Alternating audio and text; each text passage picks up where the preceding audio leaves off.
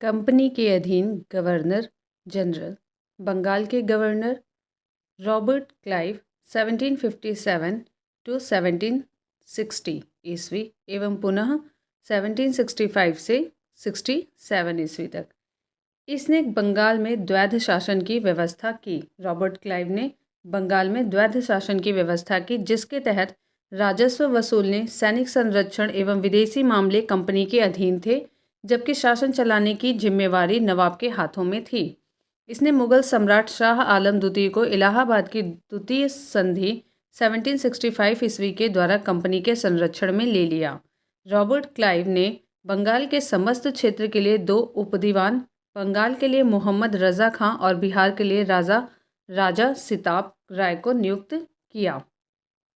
अन्य गवर्नर बरेलास्ट 1767 से 69 ईस्वी, कार्टियर 1769 से 72 ईस्वी, वॉरेन हेस्टिंग 1772 से 74।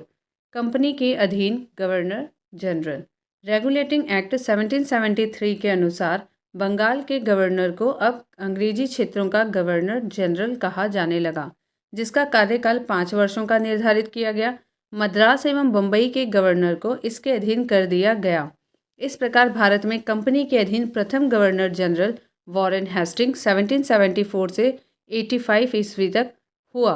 वॉरेन हेस्टिंग 1750 में कंपनी के एक क्लर्क के रूप में कलकत्ता आया था और अपनी कार्यकुशलता के कारण कासिम बाजार का अध्यक्ष, बंगाल का गवर्नर एवं कंपनी का गवर्नर जनरल बना। वॉरेन हेस्टिंग 1774 टू 85 ईस्वी, इसने राजकीय कोषागार को मुर्शिदाबाद से हटाकर कलकत्ता लाया।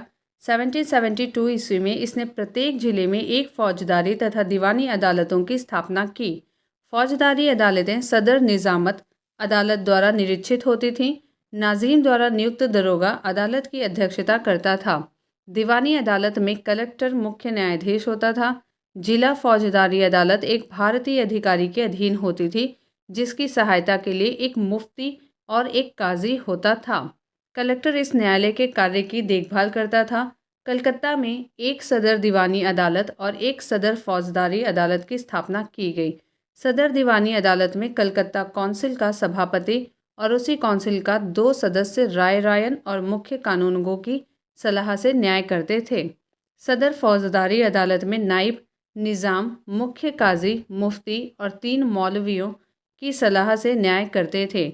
जिले की दीवानी और फौजदारी अदालतों के मुकदमे अंतिम निर्णय के लिए सदर अदालतों में भेजे जाते थे। दीवानी मुकदमों में जातीय कानून अर्थात हिंदुओं के संबंध में हिंदू कानून और मुसलमानों के लिए मुस्लिम कानून लागू किया जाता था, जबकि फौजदारी मुकदमों में मुस्लिम कानून लागू किया जाता था।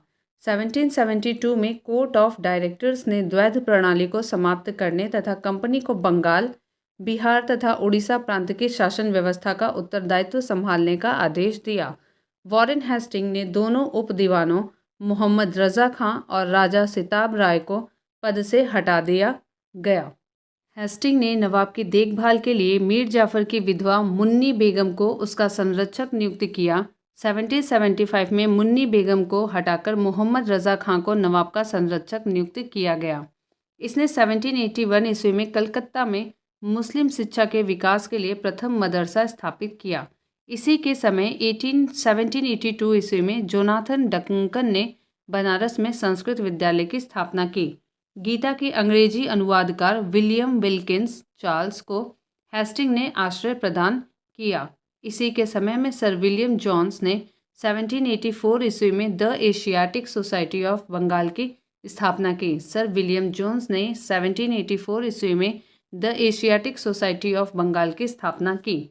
इसने मुगल सम्राट को मिलने वाला 26 लाख रुपए की वार्षिक पेंशन बंद करवा दी। इसी के समय में 1780 ईस्वी में भारत का पहला समाचार पत्र द बंगाल गजट का प्रकाशन जेम्स ऑगस्ट हिक्की ने किया था। ये इंपॉर्टेंट है। 1780 में भारत का पहला समाचार पत्र द बंगाल गजट का प्रकाशन जेम्स ऑगस्ट हिक्की ने किया था। इसी के समय में रेगुलेटिंग एक्ट के तहत 1774 ईस्वी में कलकत्ता में एक उच्चतम न्यायालय की स्थापना की गई, जिसका अधिकार क्षेत्र कलकत्ता तक था। कलकत्ता के बाहर का मुकदमा तभी सुना जाता था जब दोनों पक्ष सहमत हों। इस न्यायालय में अंग्रेजी कानून लागू होता था। इसका मुख्य न्यायाधीश एलिजा इम्पे था, जिसे 1782 में इस्तीफा देना पड़ा। हेस्टिंग ने बंगाली ब्राह्मण नंद कुमार पर झूठा आरोप लगाकर न्यायालय से फांसी की सजा दिलवा दी थी। प्रथम बंगाल मराठा युद्ध 1775 से 1782 ईस्वी और द्वितीय आंग्ल मैसूर युद्ध 1780 से 84 ईस्वी वॉरेन हेस्टिंग के समय में ही लड़े गए। प्रथम आंग्ल मराठा युद्ध सालबाई की संधि 1782 ईस्वी एवं द्वितीय आंग्ल मैसूर युद्ध मंगलोर की संधि 1784 ईस्वी के द्वारा समाप्त हुए। पिट्स इंडिया एक्ट 1784 ईस्वी में वॉरेन हेस्टिंग के समय ही पारित हुआ। पिट्स इंडिया एक्ट 1784 ईस्वी वॉरेन हेस्टिंग के समय ही पारित हुआ। इसी के काल में बोर्ड ऑफ रेवेन्यू की स्थापना हुई। हेस्टिंग ने संपूर्ण लगान के हिसाब की देखभाल के लिए एक भारतीय अधिकारी राय रॉयन की नियुक्ति की। इस पद को प्राप्त करने वाला पहला भारतीय दुर्लभ राय का पुत्र राजा राजबल्लभ था। पिट्स इंडिया एक्ट 1784 ईस्वी के विरोध में इस्तीफा देकर जब वॉरेन हेस्टिंग फरवरी 1785 ईस्वी में इंग्लैंड पहुंचा तो बर्क द्वारा उसके ऊपर महाभियोग लगाया गया, परंतु 1795 ईस्वी में इसे आरोपों से मुक्त कर दिया गया। 1786 में हेस्टिंग के जाने के पश्चात लगान परिषद का पुनर्गठन किया गया और एक नवीन अधिकारी मुख्य सरिस्तादार की नियुक्ति की गई, जिसका कार्य सभी कानून गोयों के कागजों की देखभाल करना था। इस पद पर प्रथम नियुक्ति जेम्स ग्रांट की हुई। सुरक्षा प्रकोष्ठ की नीति ring fence policy Warren Hastings से संबंधित है। सुरक्षा प्रकोष्ठ की नीति वॉरेन हेस्टिंग से संबंधित है। सर जॉन मैकफर्सन 1785 से 1786 ईस्वी तक इसे अस्थायी गवर्नर जनरल नियुक्त किया गया था। लॉर्ड कॉर्नवालिस 1786 से 1793 और फिर 1805 ईस्वी में, ये इंपॉर्टेंट है। इसके समय में जिले की समस्त अधिकार कलेक्टर के हाथों में दे दिए गए। इसने भारतीय न्यायाधीशों से युक्त जिला फौजदारी अदालतों को समाप्त कर उसके स्थान पर 4 भ्रमण करने वाली अदालतें, जिनमें 3 बंगाल के लिए और 1 बिहार के लिए नियुक्त की। कॉर्नवालिस ने 1793 ईस्वी में प्रसिद्ध कॉर्नवालिस कोड का निर्माण करवाया, जो शक्तियों के पृथकीकरण सिद्धांत पर आधारित था। पुलिस कर्मचारियों के वेतन में वृद्धि के साथ ही ग्रामीण क्षेत्रों में पुलिस अधिकार प्राप्त जमींदारों को इस अधिकार से वंचित कर दिया। कंपनी के कर्मचारियों के व्यक्तिगत व्यापार पर प्रतिबंध लगा दिया। जिला में पुलिस थाना की स्थापना कर एक दरोगा को इसका इंचार्ज बनाया। भारतीयों के लिए सेना में सूबेदार, जमादार, प्रशासनिक सेवा में मुंसिफ, सदर, अमीन या डिप्टी कलेक्टर से ऊंचा पद नहीं दिया जाता था। इसने 1793 ईस्वी में स्थायी बंदोबस्त की पद्धति लागू की। 1793 ईस्वी में स्थायी बंदोबस्त की पद्धति लागू की, जिसके तहत जमींदारों को अब भू राजस्व का लगभग 90% 10/11 भाग कंपनी को तथा लगभग 10% 1/11 भाग अपने पास रखना था। स्थायी बंदोबस्त की योजना जॉन सोर ने बनाई थी। ये इंपॉर्टेंट है, जॉन सोर ने स्थायी बंदोबस्त की योजना बनाई थी। इसे बंगाल, बिहार, उड़ीसा, बनारस, मद्रास के उत्तरी जिलों में लागू की गई थी। इसे बंगाल, बिहार, उड़ीसा, बनारस, मद्रास के उत्तरी जिलों में लागू की गई थी। इसमें जमींदार भू राजस्व की दर तय करने के लिए स्वतंत्र थे। जमींदार यहाँ पे भू राजस्व की दर तय करने के लिए स्वतंत्र थे। कॉर्नवालिस को भारत में नागरिक सेवा का जनक माना जाता है। कॉर्नवालिस को भारत में नागरिक सेवा का जनक माना जाता है। सर जॉन सोर, इसने अहस्तक्षेप की नीति अपनाई थी। अहस्तक्षेप की नीति सर जॉन सोर ने अपनाई थी। ये थे 1793 से 98 तक। लॉर्ड वेलेस्ली 1798 से 1805 ईस्वी तक इसने सहायक संधि की पद्धति शुरू की थी। इसने सहायक संधि की पद्धति शुरू की थी। भारत में सहायक संधि का प्रयोग वेलेस्ली से पूर्व फ्रांसीसी गवर्नर डुप्ले ने किया था। इससे पूर्व फ्रांसीसी गवर्नर डुप्ले ने किया था।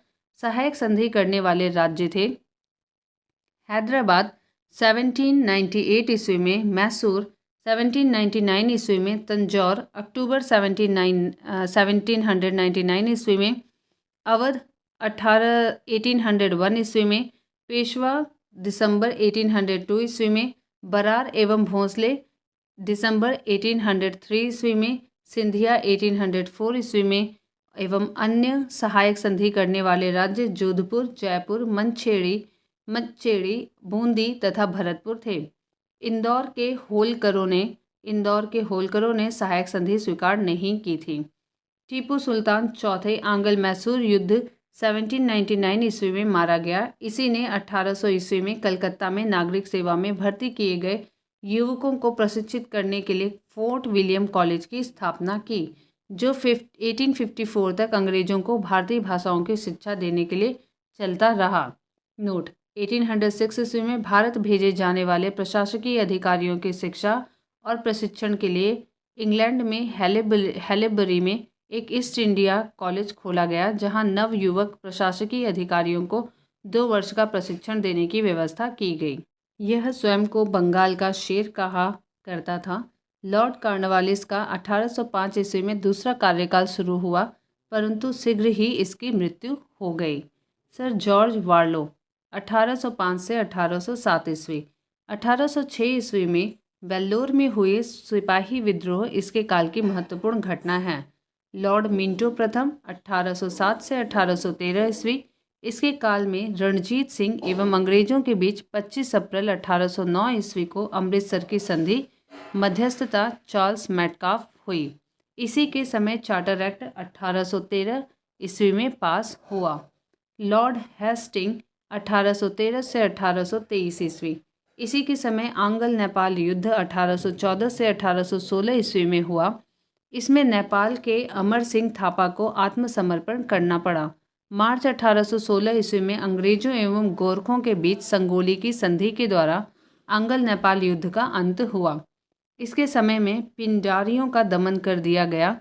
पिंडारियों के प्रमुख नेता में वासिल मुहम्मद, चीतू एवं करीम खान थे। इसने मराठों की शक्ति को अंतिम रूप से नष्ट कर दिया। इसने प्रेस पर लगे प्रतिबंध को समाप्त कर प्रेस के मार्गदर्शन के लिए नियम बनाए। प्रेस पर लगे प्रतिबंध को समाप्त कर प्रेस के मार्गदर्शन के लिए नियम बनाए। इसी के समय में 1822 ईस्वी का टेनेंसी एक्ट या काश्तकारी अधिनियम लागू किया गया। नेक्स्ट है लॉर्ड एम हर्स्ट 1823 से 1828 ईस्वी। इसके समय में प्रथम आंग्ल बर्मा युद्ध 1824 से 1826 ईस्वी में लड़ा गया। 1826 ईस्वी में बर्मा एवं अंग्रेजों के बीच यान्डबू की संधि हुई। 1824 ईस्वी में बैरकपुर का सैन्य विद्रोह भी इसी के समय में हुआ था। लॉर्ड विलियम बेंटिक 1828 से 1835 ईस्वी।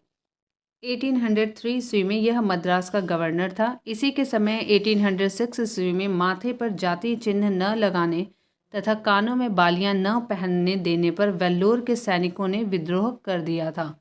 1806 में 1833 ईस्वी में चार्टर एक्ट द्वारा बंगाल के गवर्नर जनरल को भारत का गवर्नर जनरल बना दिया गया। इसी प्रकार भारत का पहला governor general Lord William Bentinck हुआ। बंगाल का प्रथम गवर्नर जनरल वॉरेन हेस्टिंग था। राजा राम मोहन राय के सहयोग से बेंटिक ने 1829 ईस्वी में सती प्रथा को समाप्त कर दिया। बेंटिक ने इस प्रथा के खिलाफ कानून बनाकर 1829 ईस्वी में धारा 17 के द्वारा विधवाओं के सती होने को अवैध घोषित कर दिया। अकबर और मराठा पेशवाओं ने भी सती प्रथा पर रोक लगाने का प्रयास किया था। बेंटिक ने कर्नल स्लीमैन की सहायता से 1830 ईस्वी तक ठगी प्रथा को समाप्त कर दिया। ठग देवी काली की पूजा करते थे। सन 1835 ईस्वी में बेंटिक ने कलकत्ता में कलकत्ता मेडिकल कॉलेज की स्थापना की। इसी के समय मैकॉले की अनुशंसा पर अंग्रेजी को शिक्षा का माध्यम बनाया गया।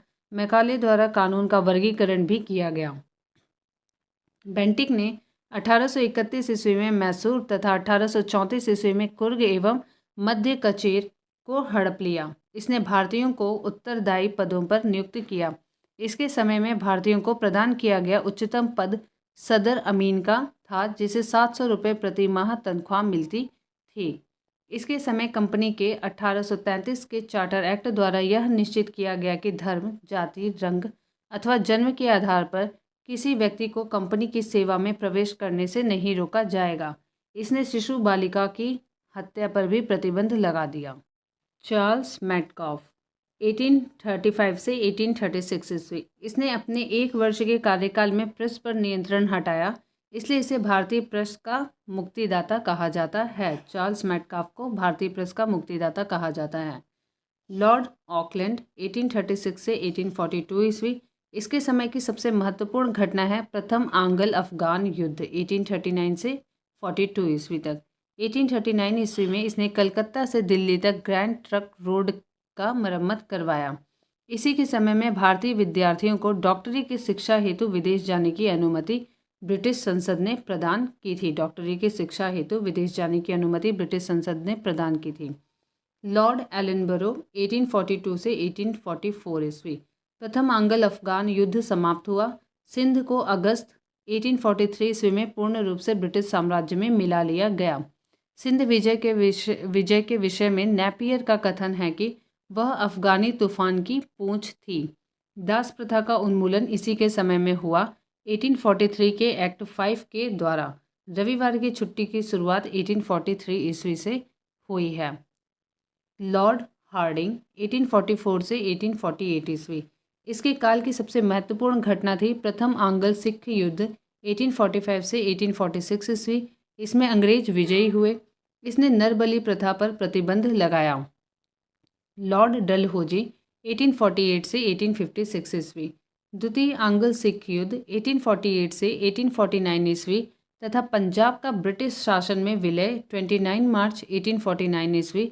जगत प्रसिद्ध सिख राज्य का प्रसिद्ध हीरा कोहिनूर महारानी विक्टोरिया को भेज दिया गया।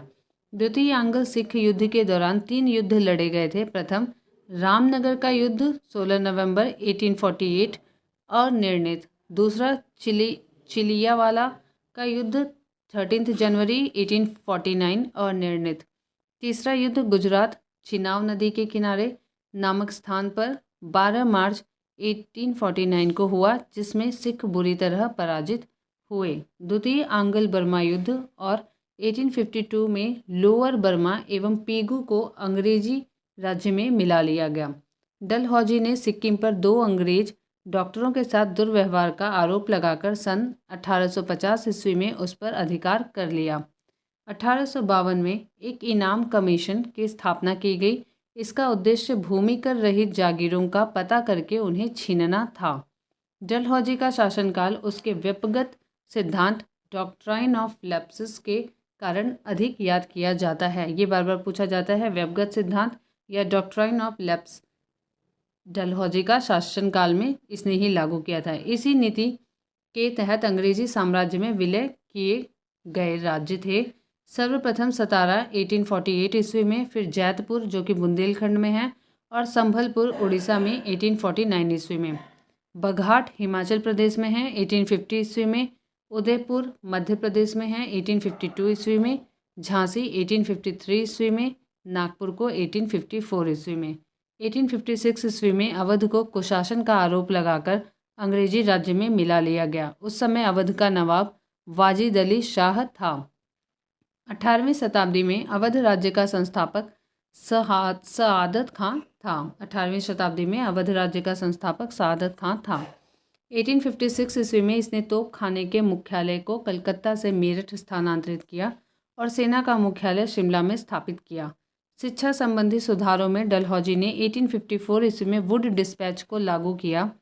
इसके अनुसार जिलों में एंग्लो वर्नाक्युलर स्कूल, प्रमुख नगरों में सरकारी कॉलेजों तथा 1857 ईस्वी में तीनों प्रेसिडेंसियों कलकत्ता, मद्रास, बम्बई में एक एक विश्वविद्यालय स्थापित किए गए और साथ ही प्रत्येक प्रदेश में एक शिक्षा निदेशक नियुक्त किया गया। डलहौजी को भारत में रेलवे का जनक माना जाता है। रेलवे का जनक भारत में डलहौजी को माना जाता है। इसी के समय भारत में पहली बार 16 अप्रैल 1853 ईस्वी में बम्बई से ठाणे के बीच 34 किलोमीटर प्रथम रेल चलाई गई। सन 1854 में नया पोस्ट ऑफिस एक्ट पारित हुआ और भारत में पहली बार डाक टिकट का प्रचलन प्रारंभ हुआ। इसने पृथक रूप से भारत में पहली बार सार्वजनिक निर्माण विभाग की स्थापना की। इसने सन 1854 ईस्वी में एक स्वतंत्र विभाग के रूप में लोक सेवा विभाग की स्थापना की। इसी के समय में 1853 ईस्वी में कलकत्ता एवं आगरा के बीच पहली बार बिजली से संचालित तार सेवा शुरू हुई। इसने शिमला को ग्रीष्मकालीन राजधानी बनाया। शिमला को ग्रीष्मकालीन राजधानी 1853 ईस्वी में चार्टर एक्ट के द्वारा कंपनी के संचालक मंडल से कंपनी के प्रशासनिक अधिकारियों की नियुक्ति का अधिकार वापस ले लिया गया और 1853 ईस्वी से ही अधिकारियों की नियुक्ति के लिए प्रतियोगिता परीक्षा की व्यवस्था की गई। 1853 से प्रतियोगी परीक्षा के द्वारा अधिकारियों की नियुक्ति शुरू हुई, जिसके लिए उम्र सीमा 18 से 23 वर्ष रखी गई थी। नोट: सत्येंद्रनाथ टैगोर पहले भारतीय थे जिन्होंने 1863 ईस्वी में लंदन में हुई सिविल सेवा परीक्षा में सफलता प्राप्त की थी। 1922 ईस्वी में इलाहाबाद, भारत एवं लंदन दोनों स्थानों पर साथ साथ सिविल सेवा परीक्षा का आयोजन किया जाने लगा। डलहौजी ने नर बलि प्रथा को रोकने का भी प्रयास किया।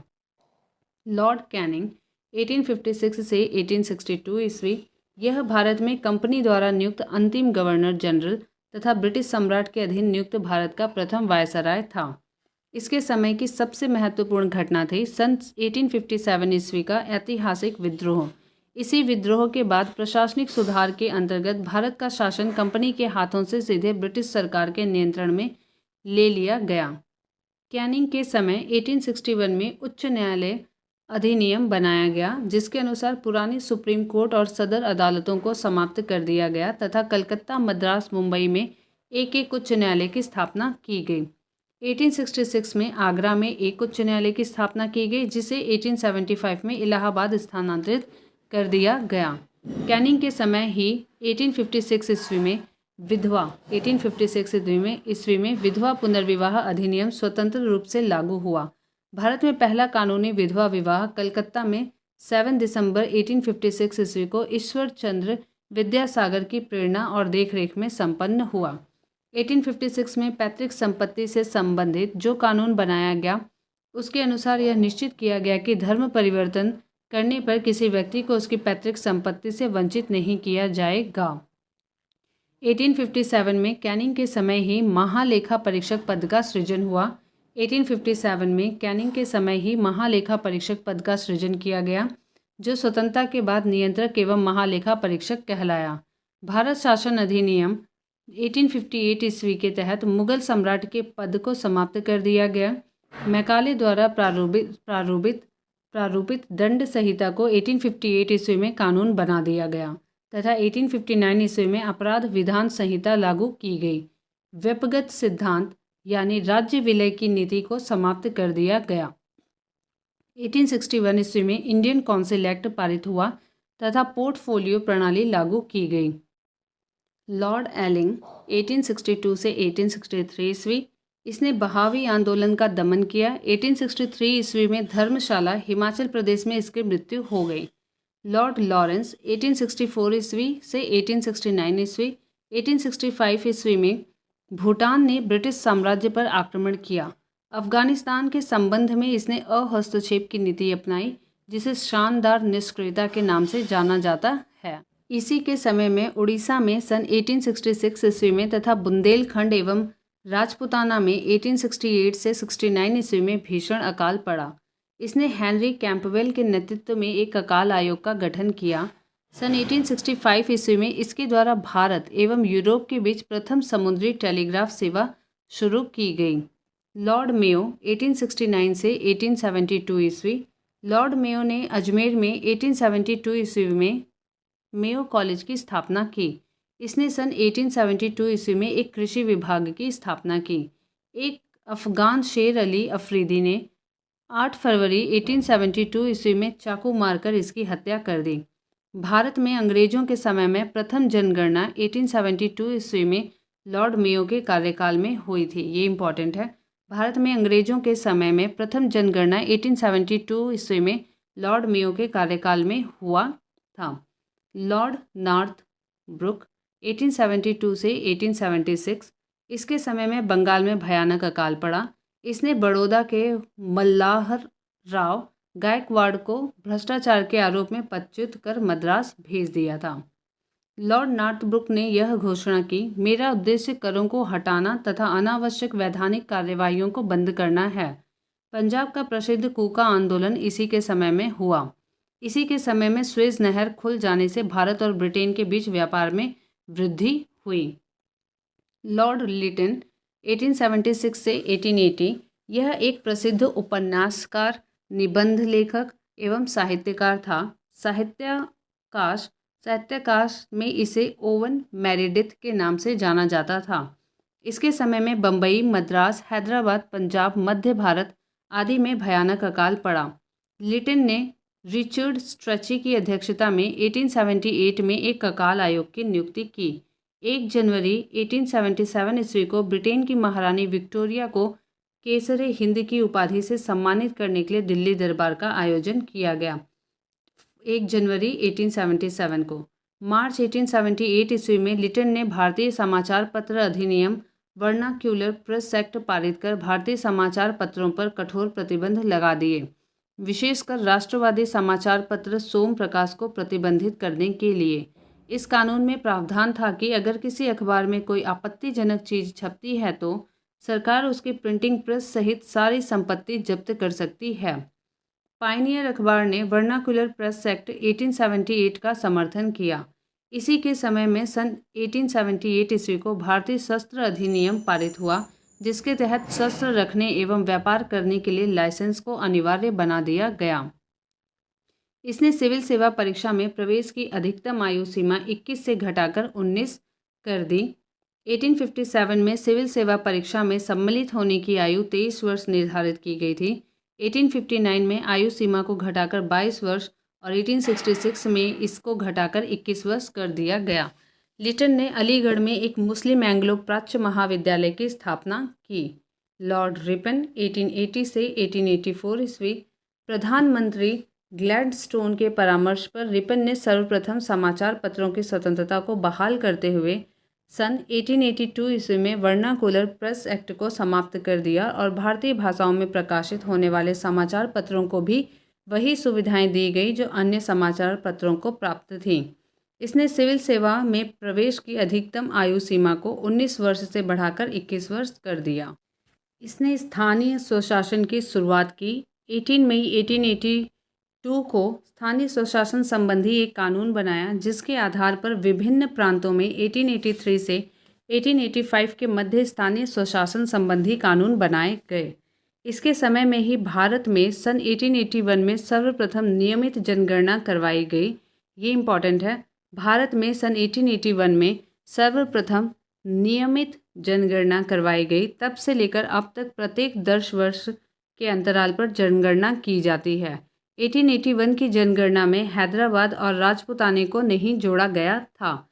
भारत में पहली बार जनगणना सन 1872 ईस्वी में हुई थी, परंतु इसमें भारत के संपूर्ण भाग का प्रतिनिधित्व नहीं हुआ। लगभग 20% भारत का भाग इसमें छूट गया। रिपन के द्वारा ही सन 1881 में प्रथम कारखाना अधिनियम लाया गया। इसमें 7 वर्ष से कम आयु के बच्चों को काम करने पर प्रतिबंध लगा दिया गया और 7 से 12 वर्ष के श्रमिकों के लिए 9 घंटे से अधिक कार्य कराया जाना प्रतिबंधित कर दिया गया। यह एक्ट चाय, कॉफ़ी और नील की खेती पर लागू नहीं थी। रिपन के समय में शैक्षिक सुधारों के अंतर्गत विलियम हंटर की अध्यक्षता में एक आयोग गठित किया गया। 2 फरवरी 1883 को यूरोपियों के विरुद्ध भारतीय न्यायाधीशों द्वारा मुकदमे की सुनवाई के लिए इल्बर्ट विधेयक प्रस्तुत किया गया, लेकिन यूरोप वासियों के प्रबल विरोध के कारण इसे वापस लेना पड़ा। अंग्रेजों द्वारा इस विधेयक के विरोध में किए गए विद्रोह को श्वेत विद्रोह के नाम से जाना जाता है। फ्लोरेंस नाइटिंगेल ने रिपन को भारत के उद्धारक की संज्ञा दी। लॉर्ड डफरिन 1884 से 1888 ईस्वी। इसके समय तृतीय आंग्ल बर्मा युद्ध 1885 से 88 ईस्वी हुआ और बर्मा को अंतिम रूप से अंग्रेजी राज्य में मिला लिया गया। इसी के समय Bengal tenancy act, Awadh tenancy act एवं पंजाब टेनेंसी एक्ट पारित हुआ। इसके समय की सबसे महत्वपूर्ण घटना थी 28 दिसंबर 1885 को बम्बई में A.O. ह्यूम्स के नेतृत्व में भारतीय राष्ट्रीय कांग्रेस की स्थापना। लॉर्ड डफरिन के समय में सबसे महत्वपूर्ण घटना थी 28 दिसंबर 1885 को बम्बई में A.O. ह्यूम्स के नेतृत्व में भारतीय राष्ट्रीय कांग्रेस की स्थापना। लॉर्ड लैंसडाउन 1888 से 1894 ईस्वी। भारत और अफगानिस्तान के मध्य सीमा रेखा डुरंड रेखा का निर्धारण इसी समय हुआ। 1891 ईस्वी में दूसरा कारखाना अधिनियम लाया गया, जिसमें स्त्रियों को 11 घंटे प्रतिदिन से अधिक काम करने पर प्रतिबंध लगाया गया। साथ ही सप्ताह में एक दिन छुट्टी की व्यवस्था की गई। लॉर्ड एलिंग द्वितीय 1894 से 1899 ईस्वी भारत को तलवार के बल पर विजित किया गया और तलवार के बल पर ही इसकी रक्षा की जाएगी, यह कथन लॉर्ड एलिंग द्वितीय का है। 1895 से 1898 ईस्वी के मध्य उत्तर प्रदेश, बिहार, पंजाब एवं मध्य प्रदेश में भयंकर अकाल पड़ा। लॉर्ड कर्जन 1899 से 1905 ईस्वी 1899 में कर्जन ने भारतीय टंकण और पत्र मुद्रा अधिनियम पारित कराकर अंग्रेजी स्वर्ण मुद्रा को भारत की कानूनी मुद्रा घोषित कर दिया। शासन की कार्य क्षमता के आधार पर लॉर्ड कर्जन ने रिपन द्वारा स्थापित स्थानीय स्वशासन की प्रणाली पर आघात किया और 1899 में कलकत्ता कॉरपोरेशन अधिनियम बनाया। कर्जन ने सन 1901 में सर कॉलिन स्कॉट मॉनक्रिफ की अध्यक्षता में एक सिंचाई आयोग, टॉमस रॉबर्टसन की अध्यक्षता में एक रेलवे आयोग, 1902 में सर एंड्रयू फ्रेजर की अध्यक्षता में एक पुलिस आयोग एवं सर टॉमस रेले की अध्यक्षता में विश्वविद्यालय आयोग की स्थापना की। 1904 में भारतीय विश्वविद्यालय अधिनियम पास किया गया। इसने सर एंटनी मैकडॉनल्ड की अध्यक्षता में एक अकाल आयोग का गठन किया और सैन्य अधिकारियों के प्रशिक्षण के लिए क्वेटा में एक कॉलेज की स्थापना की। प्राचीन स्मारक परीक्षण अधिनियम 1904 के द्वारा कर्जन ने भारत में पहली बार ऐतिहासिक इमारतों की सुरक्षा एवं मरम्मत की ओर ध्यान दिया। इस कार्य के लिए कर्जन ने भारतीय पुरातत्व विभाग की स्थापना की। कर्जन के समय 1904 में सहकारी उधार समिति अधिनियम बनाया गया, जिसके द्वारा सहकारी समितियों की स्थापना करके किसानों को उचित ब्याज पर रुपया कर्ज देने की व्यवस्था की गई। इसने कृषि बैंक भी खुलवाए। इसने 1901 में कृषि इंस्पेक्टर जनरल की नियुक्ति की। इसके समय 1905 में पूसा में एक कृषि अनुसंधान संस्था खोली गई। कर्जन के समय ही पहली बार प्रत्येक प्रांत और केंद्र स्तर पर एक निदेशक के अधीन एक पृथक गुप्तचर विभाग की स्थापना की गई। लॉर्ड कर्जन के समय में किचनर परीक्षा को सैनिक प्रशिक्षण में शामिल करके सेना की युद्ध क्षमता को बढ़ाया गया। इसी के कार्यकाल के दौरान कलकत्ता में विक्टोरिया मेमोरियल हॉल का निर्माण हुआ। कर्जन ने भारत विरोधी कार्यों में सर्वाधिक महत्वपूर्ण कार्य था। 1905 ईस्वी में बंगाल का विभाजन। 19 जुलाई 1905 को बंगाल विभाजन के निर्णय की घोषणा शिमला में की गई और इसका प्रारूप प्रकाशित किया गया। सितंबर 1905 में उसे सम्राट ने भी स्वीकृति दे दी। 16 अक्टूबर 1905 को इस बंगाल विभाजन की योजना को लागू किया गया। बंगाल को दो प्रांतों में बांट दिया गया, एक पूर्वी बंगाल और असम प्रांत, दूसरा पश्चिम बंगाल। पूर्वी बंगाल का मुख्यालय ढाका में बनाया गया और lieutenant governor sir Andrew Fraser को बनाया गया। गवर्नर जनरल की कार्यकारिणी के सैनिक सदस्य के अधिकारों के प्रश्न पर कर्जन का प्रधान सेनापति किचनर से मतभेद हो गया, जिसमें भारत सचिव ने किचनर का पक्ष लिया और इससे असंतुष्ट होकर अगस्त 1905 में लॉर्ड कर्जन ने त्यागपत्र दे दिया। लॉर्ड मिंटो द्वितीय 1905 से 1910 ईस्वी, इसके समय में आगा खां एवं सलीम उल्ला खां के द्वारा ढाका में 1906 में मुस्लिम लीग की स्थापना हुई। 1907 में कांग्रेस के सूरत अधिवेशन में कांग्रेस का विभाजन हो गया। इसके शासनकाल में 1907 ईस्वी में आंग्ल एवं रूसी प्रतिनिधि मंडलों के बीच बैठक हुई। मुसलमानों के लिए अलग निर्वाचन व्यवस्था मार्ले मिंटो सुधार अधिनियम 1909 ईस्वी के द्वारा किया गया।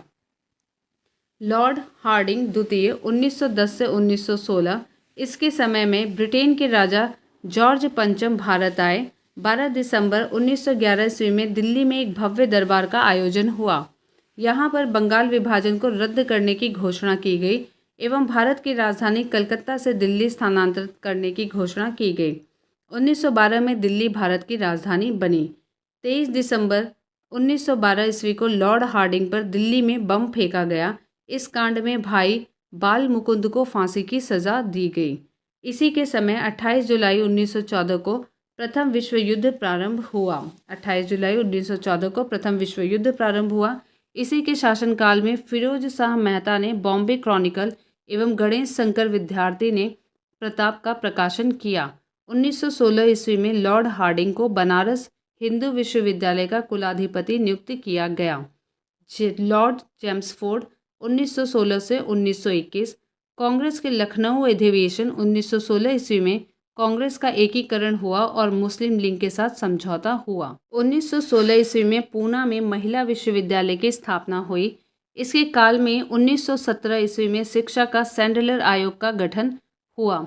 इसी काल में 1919 में रॉलेट एक्ट पारित हुआ और इसी के काल में 13 अप्रैल 1919 को जलियांवाला बाग अमृतसर हत्याकांड हुआ। खिलाफत आंदोलन एवं गांधी जी का असहयोग आंदोलन इसी के समय प्रारंभ हुआ। तृतीय अफगान युद्ध इसी के समय में हुआ। लॉर्ड रीडिंग 1921 से 1926 ईस्वी। 1921 में मोपला विद्रोह हुआ। 1921 में M.N. रॉय द्वारा भारतीय कम्युनिस्ट पार्टी का गठन किया गया। इसके काल में ही प्रिंस ऑफ वेल्स ने नवंबर 1921 में भारत की यात्रा की। इस दिन पूरे भारत में हड़ताल का आयोजन किया गया। 5 फरवरी 1922 को घटी चौरी चौरा कांड उत्तर प्रदेश के गोरखपुर जिले में के बाद गांधी जी ने अपना असहयोग आंदोलन वापस ले लिया। 5 फरवरी 1922 को घटा था चौरी चौरा कांड और उसके बाद गांधी जी ने अपना असहयोग आंदोलन वापस ले लिया और ये चौरा चौरी जो है गोरखपुर जिले में हुआ था। भारत में 1922 में इलाहाबाद में सिविल सेवा परीक्षा की शुरुआत हुई। 1922 ईस्वी में विश्व भारती विश्वविद्यालय ने कार्य करना प्रारंभ किया। 1923 ईस्वी में चित्तरंजन दास एवं मोतीलाल नेहरू ने इलाहाबाद में कांग्रेस के अंतर्गत स्वराज पार्टी की स्थापना की। 1923 ईस्वी के चुनाव में इस दल को मध्य प्रांत एवं बंगाल में पूर्ण बहुमत मिला। 1925 ईस्वी में प्रसिद्ध आर्य समाजी राष्ट्रवादी नेता स्वामी श्रद्धानंद की हत्या कर दी गई। लॉर्ड इरविन 1926 से 1931। 3 फरवरी 1928 ईस्वी साइमन कमीशन बम्बई पहुंचा। लाला लाजपत राय की मृत्यु के बदले में भारतीय चरमपंथियों द्वारा दिल्ली के असेंबली हॉल में 1929 ईस्वी में बम फेंका गया। लाहौर जेल में जतिन दास ने 13 जुलाई 1929 को भूख हड़ताल शुरू की और वह भूख हड़ताल के 64वें दिन 13 सितंबर 1929 को उनकी मृत्यु हो गई। भूख हड़ताल का कारण भारतीय एवं अंग्रेज कैदियों के बीच व्यवहार में किया जाने वाला भेदभाव था। 1929 ईस्वी में कांग्रेस के लाहौर अधिवेशन में पूर्ण स्वराज का लक्ष्य निर्धारित किया गया और 26 जनवरी 1930 को स्वतंत्रता दिवस मनाने की घोषणा की गई। सविनय अवज्ञा आंदोलन के दौरान महात्मा गांधी को 5 मई 1930 को गिरफ्तार कर लिया गया। 25 जनवरी 1931 ईस्वी को वायसराय इरविन बिना कोई शर्त के उन्हें रिहा कर दिया गया। 12 नवंबर 1930 ईस्वी में लंदन में प्रथम गोलमेज सम्मेलन हुआ। इस सम्मेलन में कांग्रेस ने भाग नहीं लिया। 4 मार्च 1931 ईस्वी को गांधी इरविन समझौते पर हस्ताक्षर किया गया और साथ ही सविनय अवज्ञा आंदोलन को स्थगित किया गया। लॉर्ड वेलिंगटन 1931 से 1936। इसके समय में लंदन में 7 सितंबर से 1 दिसंबर 1931 तक द्वितीय गोलमेज सम्मेलन आयोजन हुआ। इस सम्मेलन में कांग्रेस ने भी भाग लिया। कांग्रेस का प्रतिनिधित्व गांधी जी ने किया। दूसरे गोलमेज सम्मेलन की असफलता के बाद गांधी जी ने 3 जनवरी 1932 ईस्वी को दोबारा सविनय अवज्ञा आंदोलन प्रारंभ किया। 16 अगस्त 1932 में रैमजे मैकडॉनल्ड ने विवादास्पद सांप्रदायिक पंचाट की घोषणा की। इसके अनुसार दलितों को हिंदुओं से अलग मानकर उन्हें अलग प्रतिनिधित्व देने को कहा गया और दलित वर्गों के लिए अलग निर्वाचन मंडल का प्रावधान किया गया। इससे गांधी जी बहुत दुखी हुए और उन्होंने इसे हटाने के लिए आमरण उपवास आरंभ कर दिया। अंत में एक समझौता, जिसे प्राय पूना समझौता कहा जाता है, किया गया, जिसमें दलित वर्गों के लिए साधारण वर्गों में ही सीटों का आरक्षण किया गया। पूना समझौता 24 सितंबर 1932 ईस्वी को हुआ था। 17 नवंबर से 24 दिसंबर 1932 ईस्वी तक लंदन में तृतीय गोलमेज सम्मेलन का आयोजन हुआ। कांग्रेस ने इसमें भाग नहीं लिया। बिहार में 1934 ईस्वी में भयंकर भूकंप आया। भारत सरकार अधिनियम 1935 पास किया गया। लॉर्ड वेलिंगटन ने कांग्रेस के बम्बई अधिवेशन 1915 ईस्वी में हिस्सा लिया था। इस अधिवेशन की अध्यक्षता सर सत्येंद्र प्रसन्न सिन्हा ने की थी। सत्येंद्र प्रसन्न सिन्हा ने की थी। लॉर्ड लिनलिथगो 1936 से 1943 ईस्वी। इसके समय में पहली बार चुनाव कराए गए। कांग्रेस ने 11 में से 8 प्रांतों बॉम्बे, मद्रास, बिहार, संयुक्त प्रांत, मध्य प्रांत, उड़ीसा, उत्तर पश्चिम सीमांत प्रांत, असम में अपनी सरकारें बनाई।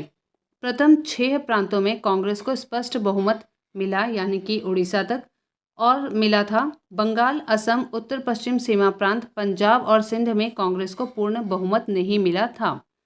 1 सितंबर 1939 ईस्वी को द्वितीय विश्व युद्ध प्रारंभ हुआ। ब्रिटिश सरकार ने बिना भारतीयों से पूछे भारत को भी युद्ध में झोंक दिया। कांग्रेस ने इसका विरोध करते हुए नारा दिया, न कोई भाई न कोई पाई, और इसने अपने द्वारा शासित प्रांतों के सभी मंत्रिमंडलों से त्यागपत्र दे दिया। 1 मई 1939 ईस्वी में सुभाष चंद्र बोस ने फॉरवर्ड ब्लॉक नाम की एक नई पार्टी बनाई। 1939 में सुभाष चंद्र बोस ने फॉरवर्ड ब्लॉक की एक नई पार्टी बनाई। मार्च 1940 ईस्वी में लीग के लाहौर अधिवेशन में पहली बार पाकिस्तान की मांग की गई। मार्च 1940 में लीग के लाहौर अधिवेशन में पहली बार पाकिस्तान की मांग की गई। इस प्रस्ताव का प्रारूप सिकंदर हयात खान ने बनाया था और फजलुल हक ने प्रस्तुत किया था। खलीक कुज़मा ने उसका समर्थन किया था। 8 अगस्त 1940 को अगस्त प्रस्ताव अंग्रेजों द्वारा लाया गया। मार्च 1942 ईस्वी में क्रिप्स मिशन भारत आया। कांग्रेस और मुस्लिम लीग दोनों ने क्रिप्स प्रस्तावों को अस्वीकार कर दिया। पंडित जवाहरलाल नेहरू एवं मौलाना आज़ाद क्रिप्स मिशन के साथ कांग्रेस के आधिकारिक वार्ताकार थे। 9 अगस्त 1942 को कांग्रेस ने भारत छोड़ो आंदोलन प्रारंभ किया। भारत छोड़ो आंदोलन को अगस्त क्रांति के नाम से भी जानते हैं।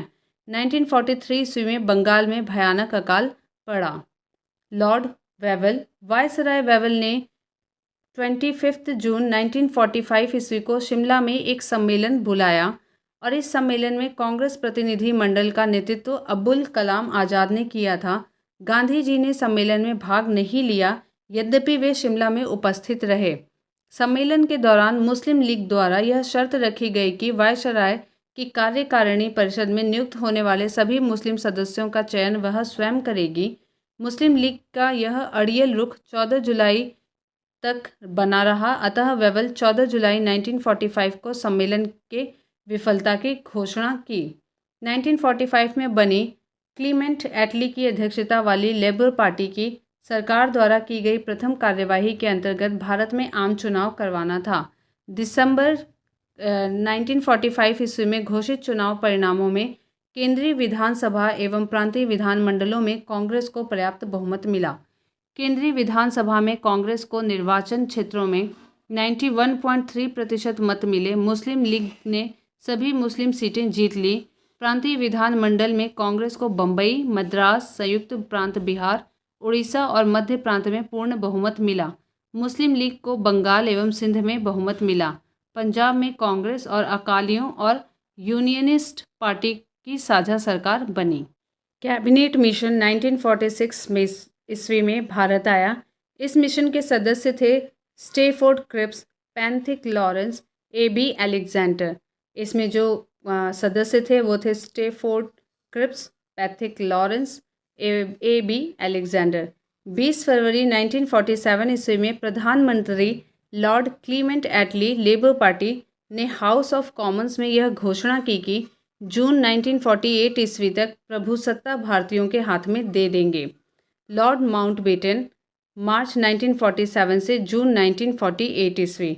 सत्ता हस्तांतरण के लिए 24 मार्च 1947 ईस्वी को भारत का गवर्नर जनरल लॉर्ड माउंटबेटन को बनाया गया। 3 जून 1947 ईस्वी को माउंटबेटन योजना घोषित, इसमें भारत विभाजन शामिल था।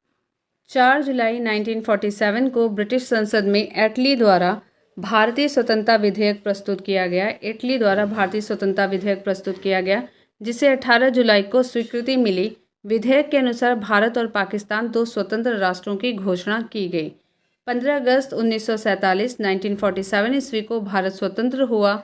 स्वतंत्र भारत का पहला गवर्नर जनरल लॉर्ड माउंटबेटन हुए। स्वतंत्र भारत के प्रथम एवं अंतिम भारतीय गवर्नर जनरल चक्रवर्ती राजगोपालाचारी हुए।